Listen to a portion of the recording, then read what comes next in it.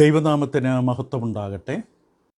വളരെ പ്രധാനപ്പെട്ട ഒരു പുസ്തക പഠനത്തിൻ്റെ 15ാമത്തെ അവതരണത്തിലാണ് റോമർക്ക് എഴുതിയ ലേഖനം.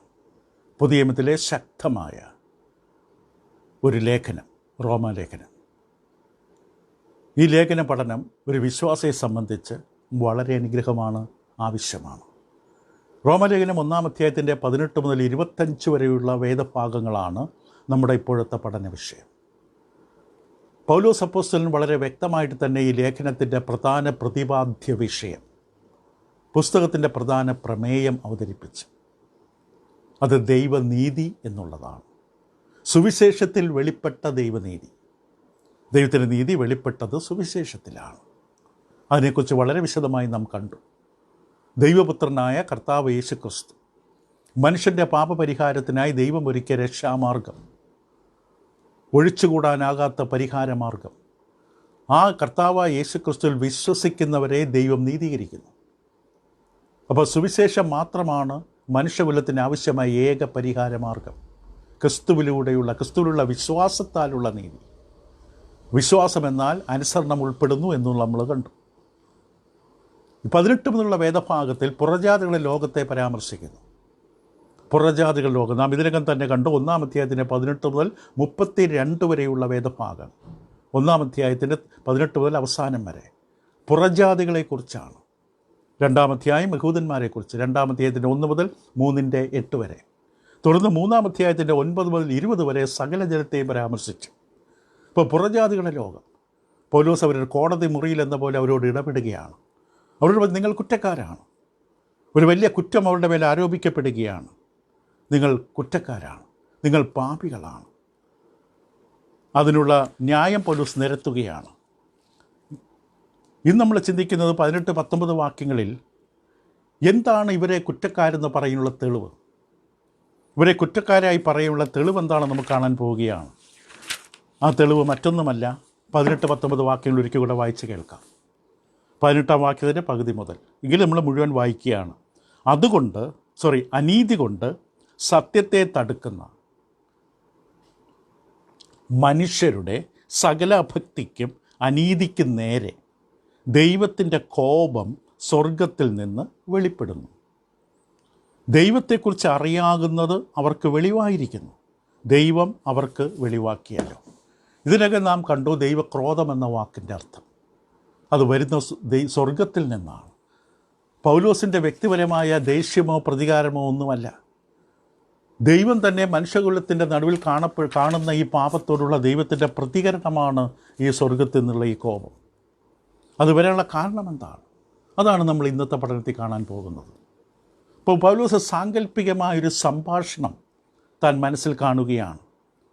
കാരണം ദൈവത്തിൻ്റെ ക്രോധം സ്വർഗത്തിൽ നിന്ന് വെളിപ്പെടുന്നു എന്ന് ഇതിനകം തന്നെ പറഞ്ഞു കഴിഞ്ഞപ്പോൾ ചിലരുടെ മനസ്സിലെങ്കിലും പ്രതിവാദമുണ്ടാകും, സംശയങ്ങളുണ്ടാകും, ചോദ്യങ്ങളുണ്ടാകും. പൗലോസ്, താങ്കൾ എന്തുകൊണ്ടാണ് ദൈവം ഞങ്ങളോട് കോപിഷ്ഠനാണ് എന്ന് ഇത്രമാത്രം ശക്തമായി ഞങ്ങളോട് നേരെ കുറ്റമാരോപിക്കുന്നത്? പുറജാതികളായ ഞങ്ങൾക്ക് യഹൂദന്മാർക്കുള്ളതുപോലെയുള്ള വെളിപാടുകളോ വചനപരിജ്ഞാനമോ വചനത്തിൻ്റെതായ അനുഗ്രഹങ്ങളോ ഒന്നും ഞങ്ങൾക്കില്ല.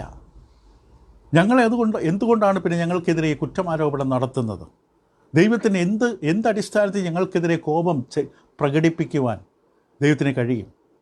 കാരണം ഞങ്ങൾക്ക് കൂടുതലൊന്നും അറിയില്ല, ഞങ്ങൾ പുറജാതികളാണ്. ഞങ്ങൾ എന്തടിസ്ഥാനത്തിൽ ദൈവം കുറ്റപ്പെടുത്തും? അതിനുള്ള മറുപടി പൗലോസ് പറയുന്നത് ഇങ്ങനെയാണ്: പുറജാതികളായി നിങ്ങൾക്കും അറിവുണ്ടായിരുന്നു, നിങ്ങൾക്കും അറിയാനുള്ള അവസരമുണ്ടായിരുന്നു. ശരിയാണ്, എഴുതപ്പെട്ട നിയമങ്ങൾ, പ്രമാണങ്ങൾ നിങ്ങൾക്ക് നൽകിയില്ല. പക്ഷേ നിങ്ങൾക്കും വെളിപാടുകൾ ലഭിച്ചു. നിങ്ങൾക്കും വെളിപാടുകൾ ഉണ്ടായിരുന്നു. പക്ഷെ നിങ്ങളതിനെ എന്ത് ചെയ്തു? ദൈവം നൽകിത്തന്ന ഈ ജ്ഞാനം നിങ്ങൾ അടിച്ചമർത്തി, നിങ്ങളതിനെ കീഴടക്കി കളഞ്ഞു. അതുകൊണ്ട് ഒരു നിമിഷം പോലും നിങ്ങൾ ചിന്തിക്കരുത് നിങ്ങൾ കുറ്റക്കാരല്ല എന്ന്. നിങ്ങളുടെ പാപ സ്വഭാവത്തിന് നിങ്ങൾ തന്നെ ഉത്തരവാദി. ഇതാണ് പൗലോസ് അവിടെ പറയാൻ ആഗ്രഹിച്ചത്. ഇതെങ്ങനെ പറയുന്നു എന്നുള്ളതാണ് നമ്മൾ ചിന്തിക്കാൻ പോകുന്നത്. അപ്പം അവരുടെ മനസ്സിലുള്ളതായ പ്രതിവാദം, ന്യായം, എന്തടിസ്ഥാനത്തിൽ ഞങ്ങളെ കുറ്റപ്പെടുത്തും? യഹൂദന്മാർക്കുള്ളതുപോലെ ഞങ്ങൾക്കുള്ള സാധ്യതകളില്ല, പുസ്തകങ്ങളില്ല, വെളിപാടുകളില്ല. അതായത് ദൈവത്തിൻ്റെ വചനങ്ങൾ ഞങ്ങൾക്ക് നൽകിയിട്ടില്ല. അങ്ങനെയല്ല, നിങ്ങൾക്കും വെളിപാടുണ്ടായിരുന്നു. പക്ഷെ നിങ്ങൾ അതിനെ എന്ത് ചെയ്തു എന്ന് നിങ്ങൾ മറക്കരുത്. നിങ്ങളതിനെ തടുത്തു. മറ്റൊരു വാക്ക് പറഞ്ഞു, ഇംഗ്ലീഷിൽ സപ്രസ് ചെയ്തു, അടിച്ചമർത്തി വെച്ചു. നിങ്ങളുടെ ഹൃദയത്തിലേക്ക് അത് വചനം, ദൈവത്തിൻ്റെ വെളിപാട് കയറാൻ അനുവദിച്ചില്ല. നിങ്ങൾ കുറ്റക്കാരാണ്. അപ്പോൾ ഈ വചനത്തെ, ഈ വേദഭാഗത്തെ ഒന്ന് പ്രകാശിപ്പിക്കാൻ. അപ്പോൾ ദൈവത്തിൻ്റെ ക്രോധം സ്വർഗത്തിൽ നിന്ന് സകല മനുഷ്യർക്കും നേരെ വരുന്നു, അനീതി കൊണ്ട് സത്യത്തെ തടുക്കുന്ന സകല മനുഷ്യർക്കും നേരെ എന്ന് വ്യക്തമായി പറഞ്ഞതിന് ശേഷം പൗലോസ് തന്നെ അവരെന്താ ചെയ്തത് എന്ന് കാണിച്ചു തരികയാണ്.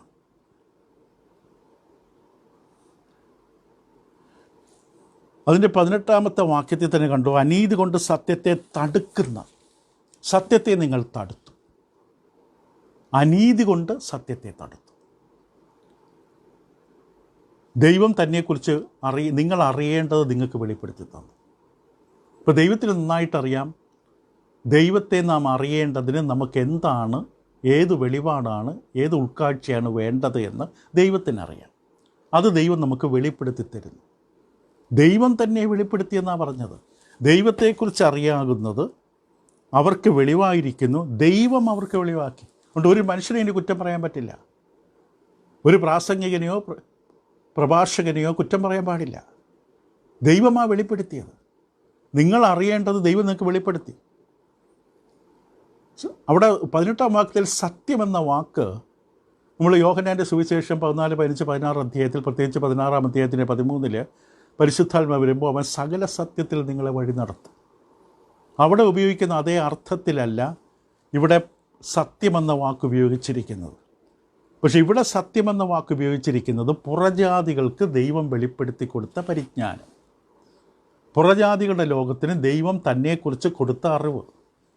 അത് 25-ാമത്തെ വാക്യത്തിലും ഇതേ വാക്ക് ഇങ്ങനെ ഉപയോഗിക്കും, ദൈവത്തിൻ്റെ സത്യം അവർ വ്യാജമാക്കി മാറ്റി. അപ്പോൾ ദൈവത്തിൻ്റെ സത്യം 21-ാം വാക്യത്തിലും കാണാം, അവർ ദൈവത്തെ അറിഞ്ഞിട്ടും അവനെ ദൈവമെന്നോർത്ത് മഹത്വീകരിക്കും, നന്ദി കാണിക്കുകയും ചെയ്യുക. അപ്പോൾ ദൈവത്തെ അറിഞ്ഞിട്ടും, ഇപ്പോൾ ദൈവത്തെ അറിയുവാൻ ആവശ്യമായ വെളിപാട്,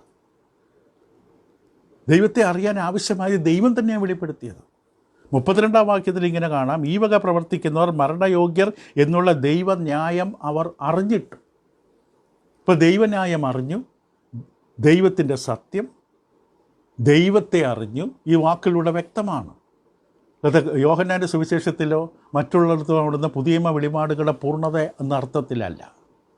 ഈ പുറജാതിക ലോകത്തിന് ദൈവത്തെ അറിയാൻ ആവശ്യമായ, ദൈവിക സത്യം അറിയാൻ ആവശ്യമായ പരിജ്ഞാനം ദൈവം കൊടുത്തു.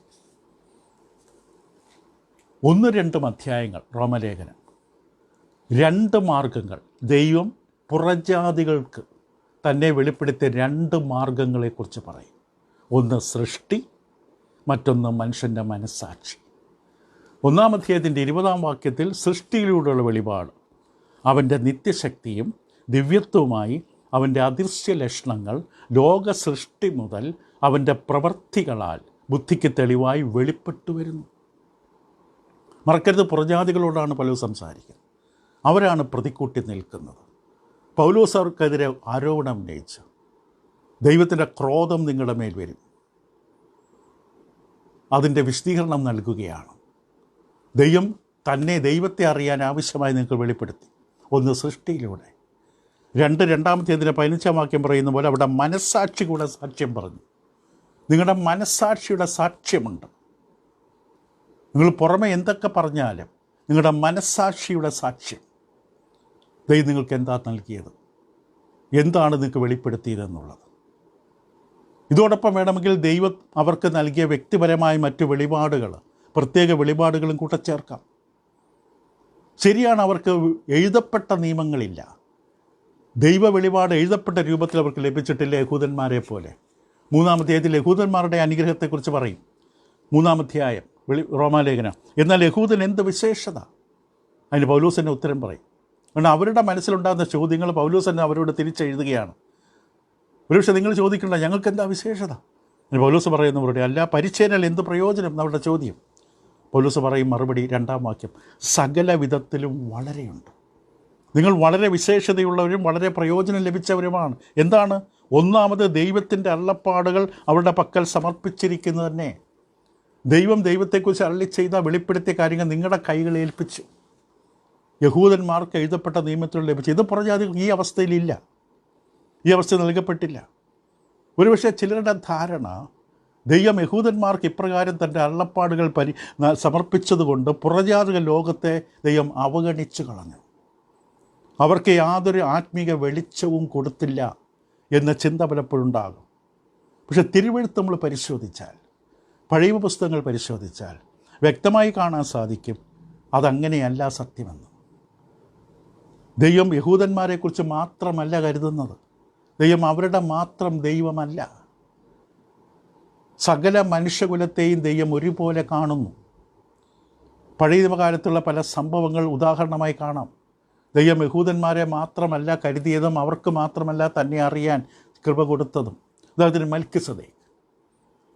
മൽക്കിസദേക്ക് അബ്രഹാമിൻ്റെ പാരമ്പര്യത്തിൽപ്പെട്ടവനല്ല, വംശാവലിയിൽപ്പെട്ടവനല്ല, പിന്തുടർച്ചക്കാരനല്ല. ഇസ്രായേൽ ജനങ്ങളൊന്നും ഉണ്ടായിട്ടില്ല. അത് അബ്രഹാമിന് ശേഷം, ഇസ്ഹാക്കിന് ശേഷം യാക്കോബിൻ്റെ മക്കളിലൂടെ ഇസ്രായേൽ ജനങ്ങൾ ഉണ്ടാകുന്നത്. അത് പിന്നീടാണ്. അതിന് മുമ്പ് മൽക്കിസദേക്ക് ആരായിരുന്നു? അത്യുന്നതനായ ദൈവത്തിൻ്റെ പുരോഹിതനാണ്. അബ്രഹാമിൻ്റെ പാരമ്പര്യത്തിൽപ്പെട്ടവനല്ല, എന്നിട്ടും ഈ വ്യക്തി ദൈവത്തിൻ്റെ പുരോഹിതനാണ്. എങ്ങനെ? ദൈവത്തിൻ്റെ ഹിതമാണ്, ദൈവത്തിൻ്റെ ആലോചനയാണ്. അബ്രഹാമിൻ്റെ പാരമ്പര്യത്തിൽപ്പെടുന്നവരാണ്, അബ്രഹാമിൻ്റെ ജനമാണ് പിന്നീട് യഹൂദന്മാരാകുന്നത്. അബ്രഹാമാണ് അവരുടെ പിതാവ്. പക്ഷെ ആ വംശാവലിയിൽപ്പെടാത്ത, ആ തലമുറയിൽ പിന്തുടർച്ചക്കാരനല്ലാത്ത ഒരാൾ ദൈവത്തിൻ്റെ പുരോഹിതനാണ്. യോനാ പ്രവാചകൻ ദൈവം എവിടേക്കാണ് അയച്ചത്? നിനവ എന്ന പട്ടണം. നിനവ പട്ടണം എന്താണ്? പുറജാതികളുടെ നഗരം, പുറജാതികളുടെ രാജ്യമാണ് നിനവ. എന്തിനാണ് അവിടെ അയച്ചത്? ദൈവം കാണിച്ചു തരികയാണ്, യഹൂദന്മാർ മാത്രമല്ല ഞാൻ കരുതുന്നത്, സകല മനുഷ്യരെയും ഞാൻ കരുതുന്നു. ദൈവത്തിൻ്റെ ആത്മാവ് ബിലയാമിൻ്റെ മേൽ വന്നു. സംഖ്യാപുസ്തകം 24-ാം അധ്യായം 2-ാം വാക്യം. ബിലയാം ആരാണ്? ഇസ്രായേലിലാണോ? ഒരിക്കലുമല്ല. ബിലയാം ഇസ്രായേലിനല്ല. പക്ഷെ ദൈവത്തിൻ്റെ ആത്മാവ് അവൻ്റെ മേൽ വന്നു. ഏലീശ നയമാനെ സുഖപ്പെടുത്തി. 2 രാജാക്കന്മാർ 5. പുറജാതിക്കാരനായൊരു പട്ടാളത്തലവൻ, അവനെ ഏലീശ സുഖപ്പെടുത്തി. മത്തായിയുടെ സുവിശേഷം 2-ാം അധ്യായം. വിദ്വാൻമാർ 2 ആകാം, 3 ആകാം, 4 ആകാം, എത്രയോ ആകട്ടെ, അവർ യേശുവിനെ തേടി വന്നു, മശിഹായെ തേടി വന്നു. അവർക്ക് എവിടുന്ന് കിട്ടിയ വെളിച്ചം? അവരെങ്ങനെയോ മനസ്സിലാക്കി, ആ ജ്ഞാനികൾ, വിദ്വാൻമാർ. ഇപ്പം ദൈവം പ്രാമാണികമായി അല്ലെങ്കിൽ തത്വപരമായിട്ട് എങ്ങനെ, എവിടെ, എപ്പോൾ ദൈവം ഇപ്രകാരം പുറജാതികൾക്ക് വെളിപാട് കൊടുത്തു എന്നൊന്നും നമുക്ക് തെളിയിക്കാൻ പറ്റില്ല. മെൽക്കിസേദെക്കിന് എപ്പോഴാണ് വിളി കിട്ടിയത്? ദൈവം എന്തുകൊണ്ടാണ് ബിലയാമിന് വെളിപ്പെട്ടത്? ബിലയാമിൽ മേൽ ദൈവത്തിൻ്റെ ആത്മാവ് കൊടുക്കാൻ കാരണം അതൊന്നും നമുക്ക് ബൈബിളിൽ വെളിപ്പെടുത്തുന്നില്ല. പക്ഷെ ദൈവം ഒരു കാര്യം പറയുന്നു, ഞാൻ യഹൂദന്മാരുടെ മാത്രം ദൈവമല്ല, സകല മനുഷ്യരുടെയും ദൈവമാണ്. ദൈവം യഹൂദന്മാർക്ക് മാത്രമല്ല, പുറജാതികളിൽ ചിലർക്കും തന്നെ വെളിപ്പെടുത്തിയിട്ടുണ്ട്. 2 കാര്യം നമുക്കിതിൽ നിന്ന് ഉപസംഹരിക്കാൻ കഴിയും. ഒന്ന്, ദൈവത്തിൻ്റെ വെളിപാട് ഒരിക്കലും അവ്യക്തമല്ല, വ്യക്തമല്ലാത്ത അവ്യക്തമായ രീതിയിലല്ല. കാരണം പൗലോസ് അപ്പോസ്തലൻ റോമർക്കെതിരെ എഴുതുന്ന ലേഖനത്തിൻ്റെ 1-ാം അധ്യായം 19-ാം വാക്യത്തിൽ ദൈവത്തെക്കുറിച്ച് അറിയാകുന്നത് അവർക്ക് വെളിവായിരിക്കുന്നു. അവ്യക്തമായിട്ടല്ല, മൂടലോടുകൂടിയല്ല, മറച്ചു വെച്ചല്ല, വ്യക്തമായി അവർ അറിയേണ്ടത് ദൈവം വെളിപ്പെടുത്തി. ദൈവത്തെക്കുറിച്ച് അറിയേണ്ടത് അവർ വെളിപ്പെടുത്തി. വ്യക്തമായുടെ കണ്ണിന് മുമ്പിൽ ദൈവം വരച്ചു വെച്ചു. ദൈവം വ്യക്തമായി അവർക്ക് തന്നെ കാണിച്ചു കൊടുത്തു. ഇതാണ് പല പരിഭാഷകളുടെ ആശയം.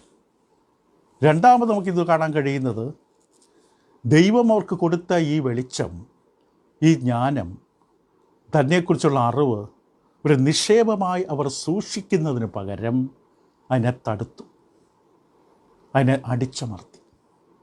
ഇംഗ്ലീഷിൽ സപ്രസ് ചെയ്തു. തടുത്തു എന്ന വാക്ക് വന്നിരിക്കുന്നത്, ഈ ഗുസ്തിക്കാർ എതിരാളിയെ പിടിച്ചടക്കും, എതിരാളിക്ക് തലപൊക്കാൻ കഴിയാതെ വണ്ണം അടിച്ചമർത്തി കീഴടക്കും. അവിടെ ഉപയോഗിക്കുന്ന വാക്കാണ് ഇവിടെ ഉപയോഗിച്ചിരിക്കുന്നത്, അനീതി കൊണ്ട് സത്യത്തെ തടുക്കുക. ഒരു സംയുക്ത യവന പദമാണത്, തടുക്കുക എന്ന വാക്ക്. ഇവിടെ യഹൂദന്മാർക്ക് പോലെയല്ല, പുറജാതികൾക്ക് വെളിച്ചം കിട്ടി. ഇപ്പോൾ പുറജാതിക്കാർക്ക് കിട്ടിയ ദൈവത്തെക്കുറിച്ചുള്ള സത്യം, ദൈവത്തെക്കുറിച്ചുള്ള അറിവ് അവർ തടുത്തു, സത്യത്തെ തടുത്തു. സത്യത്തെ തടുത്ത ദൈവം വെറുതെ നോക്കി നിൽക്കില്ല. നമുക്കറിയാം, പിന്നീട് കഴിഞ്ഞ ദിവസം കണ്ടു, ദൈവത്തിൻ്റെ ക്രോധം വരും. ദൈവം നൽകിത്തുന്ന സത്യത്തെ തടുത്താൽ ദൈവം പ്രതികരിക്കും. ഇപ്പോൾ പുറജാതികൾ, നമ്മൾ പുറജാതികളെക്കുറിച്ചാണ് ചിന്തിക്കുന്നത്. 32 വരെയുള്ള വാക്യം 1-ാം അധ്യായം. അവർക്ക് ശരിയാണ്, യഹൂദന്മാരെ പോലെയുള്ള വ്യക്തമായ തിരിച്ചറിവോ വെളിച്ചമൊന്നുമില്ല എന്നതിൽ സംശയമില്ല. പക്ഷേ പുറജാതികൾക്ക് ആവശ്യമായത്, അറിയാൻ ആവശ്യമായത് ദൈവം വെളിപ്പെടുത്തി. അവർക്ക് പ്രകാശം കൊടുത്തു, പുറജാതികൾക്കും. പക്ഷേ സങ്കടകരമെന്ന് പറയട്ടെ, ആ വെളിച്ചത്തെ അവർ ഊതിക്കളഞ്ഞു, കെടുത്തിക്കളഞ്ഞു. ഉദാഹരണത്തിന്, ഇരുട്ടത്തൂടെ തപ്പി തടയുന്ന മനുഷ്യൻ്റെ കയ്യിൽ ഒരു ചെറിയ വിളക്ക് മാത്രമേ ഉള്ളൂ. ഈ ചെറിയ വിളക്കിൻ്റെ തിരുനാളത്തിലൂടെയുള്ള പ്രകാശത്തിലൂടെയാണ് ഇരുട്ടിലൂടെ ഈ മനുഷ്യൻ തപ്പിത്തടയുന്നത്, മുന്നോട്ട് പോകുന്നത്. പക്ഷേ കുറച്ച് കഴിഞ്ഞപ്പോൾ ഈ മനുഷ്യൻ ഉള്ള വിളക്കും കൂടെ ഊതിക്കളഞ്ഞു. ആ വെളിച്ചം ഊതിക്കളഞ്ഞതുപോലെയാണ്. ഇതാണ് പുറജാതികൾ ചെയ്തത്. അവർക്ക് ദൈവം കൊടുത്ത ഈ വെളിച്ചം, അവരുടെ ജീവിതം മുന്നോട്ട് നയിക്കാൻ അവർക്ക് ദൈവം കൊടുത്ത തന്നെക്കുറിച്ചുള്ള നിത്യശക്തിയും ദിവ്യത്വവും എന്നുള്ള ദൈവത്തെക്കുറിച്ചുള്ള അറിവ് അവരെ ഊതിക്കളഞ്ഞു. എന്തുകൊണ്ടാണ്? 21 വാക്യത്തിൽ നമ്മൾ പിന്നീട് പഠിക്കും, അവരുടെ വിവേകമില്ലാത്ത ഹൃദയം ഇരുണ്ടുപോയി. അവരെന്താ ചെയ്യുന്നത് അവർക്ക് പോലും മനസ്സിലായില്ല. വിവേകശൂന്യമായ ഹൃദയം ഇരുണ്ടുപോയി. അപ്പോൾ അവരിപ്പോൾ അനുഭവിക്കുന്ന ഇരുട്ടിന് കാരണക്കാരാരാണ്? അവർ തന്നെയാണ്. ഇന്ന് പല ദൈവമക്കളെന്ന് പറയുന്നവർ അനുഭവിക്കുന്ന ഇരുട്ടിൻ്റെ കാരണം അവർ തന്നെയാണ്. ദൈവം അവർക്ക് വചനം കൊടുത്തു, വെളിച്ചം കൊടുത്തു, സത്യം കൊടുത്തു, പരിജ്ഞാനം കൊടുത്തതിനുള്ള വഴികൾ കൊടുത്തു, ഊതിക്കളഞ്ഞു. അതിന് താല്പര്യമില്ല. എന്നിട്ട് ഇരുട്ടത്ത് തപ്പിത്തടയുകയാണ്. എത്ര ഭയാനകമായിട്ടുള്ളൊരു അവസ്ഥയാണ്, ദുർഗതിയാണ്. എന്തുകൊണ്ടാണ് പുറജാതികൾ ഇത്ര മൂഢത്തരത്തിൽ പ്രവർത്തിച്ചത്? ഇത്ര മൂഢത്തരത്തിൽ അവർ പെരുമാറാൻ കാരണമെന്താണ്? പൗലോസ് അവരെക്കുറിച്ച് പറയുന്ന 18-ാം വാക്യത്തിൽ തന്നെയുണ്ട്, അനീതി കൊണ്ട് സത്യത്തെ തടുക്കുന്ന മനുഷ്യരുടെ സകല ഭക്തിക്കും അനീതിക്കും നേരെ. അപ്പോൾ അനീതി കൊണ്ട് സത്യത്തെ തടുക്കുക, അനീതി. ഈ അനീതി കാരണമാണ് സത്യത്തെ തടുത്തത്. ഈ അനീതിയെക്കുറിച്ച്, അല്ലെങ്കിൽ അനീതി പാപം, പൊതുവായിട്ട് പാപത്തെ പറയാനുള്ള വാക്കാണ്. അഭക്തി ദൈവത്തെ നമ്മൾ കൈകാര്യം ചെയ്യുന്നതിൽ മോശമായി കൈകാര്യം ചെയ്യുന്നതിനാണ് അഭക്തി എന്ന വാക്കുകൊണ്ട് പറയുന്നത്. കഴിഞ്ഞ ദിവസം പറഞ്ഞു, അനീതി മനുഷ്യൻ്റെ പൊതുവായുള്ള പാപത്തെ കാണിക്കാനാണ്. യോഹന്നാൻ്റെ 1-ാം ലേഖനം 5:17 പാപത്തിൻ്റെ നിർവചനത്തിൽ 1 യോഹന്നാൻ 5:17 ഇങ്ങനെ പറയും, ഏത് അനീതിയും പാപമാകും. അനീതി, നീതി കെട്ട എല്ലാ കാര്യങ്ങളും, ശരിയല്ലാത്ത ചൊവ്വല്ലാത്ത എല്ലാ കാര്യങ്ങളും പാപമാണ്. വളരെ ശ്രദ്ധിക്കുക. നിങ്ങളുടെയും എൻ്റെ ഹൃദയത്തിൽ പാപമുണ്ടെങ്കിൽ, നിങ്ങളുടെയും എൻ്റെ ജീവിതത്തിൽ പാപമുണ്ടെങ്കിൽ ദൈവനെ കേൾക്കുമ്പോൾ അസ്വസ്ഥരാകും, ഇഷ്ടപ്പെടില്ല, അസന്തുഷ്ടരാകും. കാരണം നമ്മുടെ ഉള്ളിൽ പാപമിരിക്കുന്നത് കൊണ്ട് ഈ സത്യം, വചനം കേൾക്കുമ്പോൾ നമ്മൾ അസ്വസ്ഥരാകും. നമ്മളിരുന്ന് ഉറങ്ങും, അങ്ങോട്ടും ഇങ്ങോട്ടും നോക്കിക്കൊണ്ടിരിക്കും, ശ്രദ്ധ തിരിച്ചുവിടാൻ നോക്കും. കാരണം കേൾക്കുന്ന സത്യം നമ്മെ അസ്വസ്ഥരാക്കുകയാണ്. ആ അവസ്ഥയിൽ രണ്ടിലൊരു കാര്യം സംഭവിക്കും. രണ്ടിലൊരു കാര്യം സംഭവിച്ചേ പറ്റൂ. ഒന്ന്, നമ്മുടെ ഉള്ളിലുള്ള പാപത്തെ എത്രയും പെട്ടെന്ന് നമ്മൾ പുറത്തു കളയാൻ ശ്രമിക്കും. കാരണം വചനത്തോടുള്ള താല്പര്യമുണ്ടായാൽ നമ്മുടെ ഉള്ളിലുള്ള പാപം, നേരല്ലാത്ത, ചൊവ്വല്ലാത്ത, ശരിയല്ലാത്ത എല്ലാം പുറത്തു കളയാൻ നോക്കും.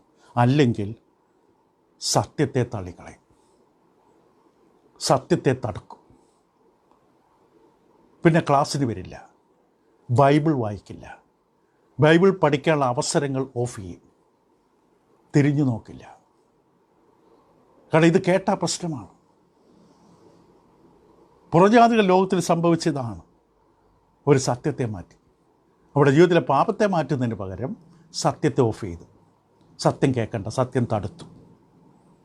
ഇവിടെ പൗലോസ് ഉപയോഗിക്കുന്ന പ്രയോഗം സത്യത്തെ തടുത്തുവെന്നല്ല, തടുക്കുമെന്നല്ല, പണ്ട് ചെയ്തൊരു കാര്യമല്ല, ഇപ്പോഴും ചെയ്തുകൊണ്ടിരിക്കുന്നത്, സത്യത്തെ തടുത്തുകൊണ്ടിരിക്കുന്നു. അപ്പോൾ ഇതിൻ്റെ ഉപസംഹാരമായി നമ്മൾ പറഞ്ഞ് അവസാനിപ്പിക്കുമ്പോൾ പൗലോസ് പ്രതിക്കൂട്ടി നിൽക്കുന്ന പുറജാതികളുടെ ലോകത്തിലുള്ളവർക്ക് നേരെ താൻ പറഞ്ഞതിനെ ഓർമ്മപ്പെടുത്തുകയാണ്. നിങ്ങൾക്ക് രക്ഷയില്ല. ഈ സ്വഭാവം തുടർന്നാൽ, വചനം കേൾക്കാനും പഠിക്കാനും അറിയാനും മനസ്സിലാക്കാനുമുള്ള താല്പര്യമില്ലായ്മ തുടർന്നാൽ ദൈവക്രോധത്തിൽ കത്തി നിങ്ങൾ തീരും. അപ്പോൾ തൻ്റെ നേരെ നിൽക്കുന്നവരുടെ നേരെ മുഖം തിരിച്ചുകൊണ്ട് പൗലോസ് പറയുകയാണ്, നിങ്ങൾക്ക് അവസരമുണ്ടായിരുന്നു, പുറജാതികളായി നിങ്ങൾക്ക് അവസരമുണ്ടായിരുന്നു ദൈവത്തെയും ദൈവഹിതവും അറിയാൻ. പക്ഷെ നിങ്ങൾ ആ ദൈവം നൽകിത്ത സത്യത്തെ തടുത്തു. അതുകൊണ്ട് നിങ്ങൾ ഒരിക്കലും കുറ്റമില്ലാത്തവരല്ല, കുറ്റക്കാർ തന്നെയാണ്, അപരാധികൾ തന്നെയാണ്. ഏറ്റവും വലിയ അപരാധമാണ് ചെയ്തത്, ദൈവത്തിൻ്റെ സത്യത്തെ തടുത്തു. ദൈവവചനം കേട്ടിട്ട് ഒരു മാറ്റത്തിനും തയ്യാറല്ല. കേട്ടില്ല എന്നതുകൊണ്ടല്ല, കേട്ടിട്ട് അതിനെ തടുത്തു. കേൾക്കാതിരിക്കുന്ന മറ്റൊരു അവഗണന. പക്ഷെ കേട്ടിട്ട് തടുക്കുക എന്ന് പറയുന്നത് അത് കുറച്ച് മാരകമായിട്ടുള്ള അവസ്ഥയാണ്. ദൈവം നമ്മോട് ഇടപെടുന്നു, നമ്മളതിലുള്ള പാപം കാണിച്ചു തരുന്നു, തിരുത്തേണ്ട കാര്യങ്ങൾ കാണിച്ചു തരുന്നു. പക്ഷെ ഞാനെ തടഞ്ഞു വയ്ക്കുകയാണ്. വാതിൽക്കൽ നിന്ന് വിളിക്കുമ്പോഴും വാതിൽ തുറക്കാൻ തയ്യാറല്ല. വാതിൽ തുറന്നാൽ എൻ്റെ ഉള്ളിലുള്ളത് പുറത്ത് അറിയും, എൻ്റെ ഉള്ളിലുള്ളത് മറ്റുള്ളവർ കാണും. അതുകൊണ്ട് എത്ര നല്ലത് വചന വായന വേണ്ട, ബൈബിൾ സ്റ്റഡി വേണ്ട, ദൈവനം പഠിക്കാനുള്ള വഴികൾ വേണ്ട, വാതിലങ്ങ് അടച്ചു. പക്ഷേ അത് നമ്മുടെ അവസാനമായിരിക്കും. ഇരുട്ടത്ത് ഉള്ള വെളിച്ചം കൂടി നഷ്ടപ്പെടുത്തിയാൽ ഇരുട്ടത്ത് അപ്പിത്തളഞ്ഞ് ഏതെങ്കിലും കുഴിയിൽ ചെന്ന് വീഴും, ഈ ദുഷ്ടമൃഗത്തിൻ്റെ വായിലകപ്പെടും. നമ്മളെ നടത്തുന്ന സത്യം ദൈവം തൻ്റെ കൃപയാൽ നമുക്ക് നൽകുമ്പോൾ അതിനെ നിക്ഷേപം പോലെ സ്വീകരിക്കുക, നിക്ഷേപത്തെ പോലെ സൂക്ഷിക്കുക. ആ ദൈവ വെളിച്ചത്തിൽ നമുക്ക് പ്രകാശം കാണാൻ പറ്റും. ദൈവം നിങ്ങളെ സഹായിക്കുന്നത്. തുടരാം അടുത്ത ദിവസം. Thank you.